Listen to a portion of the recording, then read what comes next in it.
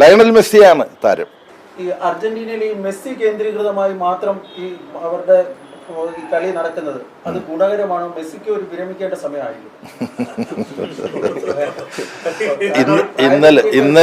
ഇന്നലെ മെസ്സിയുടെ കളി കണ്ട ആർക്കും മെസ്സി വിരമിക്കേണ്ട പ്രായമാണെന്ന് പറയാൻ കഴിയില്ല.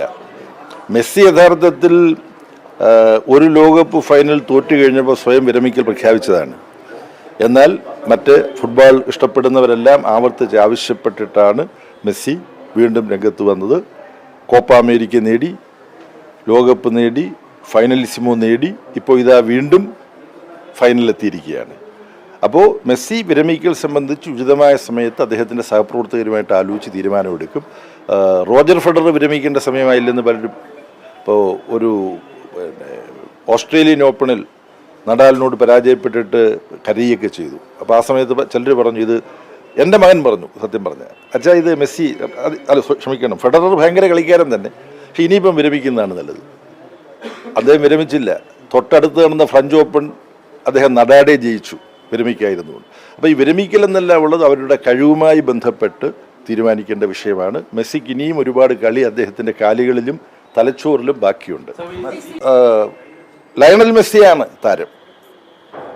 ഇതിനിടയ്ക്ക് ഞാൻ ഈ കളിയെക്കുറിച്ച് അതിപ്രസിദ്ധനായിട്ടുള്ള ഫ്രഞ്ച് കളിക്കാരൻ തിയറി ഒൺറി, ഹെൻറി എന്നാണ് എഴുതുക, പക്ഷേ ഒൺറി എന്നാണ് ഉച്ചരിക്കേണ്ടത്, ബാഴ്സലോണ താരമായിരുന്നു, മറ്റു പല ടീമിലും.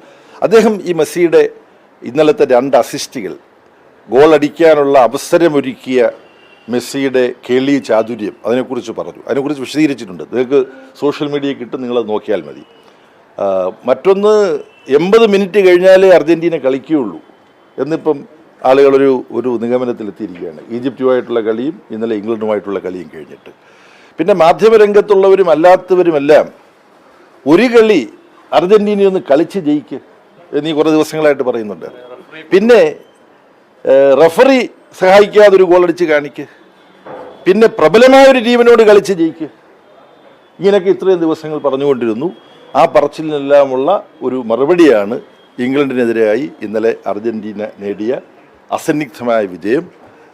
ഇനി നമുക്ക് ഫൈനലിന് കാത്തിരിക്കാം. നടക്കാതെ പോയ ഫൈനലിസിമോ, യമാലിൻ്റെ ടീമും മെസ്സിയുടെ ടീമും തമ്മിലുള്ള ഏറ്റുമുട്ടൽ, ഇതെല്ലാം നമ്മൾ കാത്തിരിക്കുകയാണ്. വളരെ നന്നായിട്ട് നമുക്കിത് ആസ്വദിക്കാൻ കഴിയും എന്ന് പ്രതീക്ഷിക്കുകയാണ്.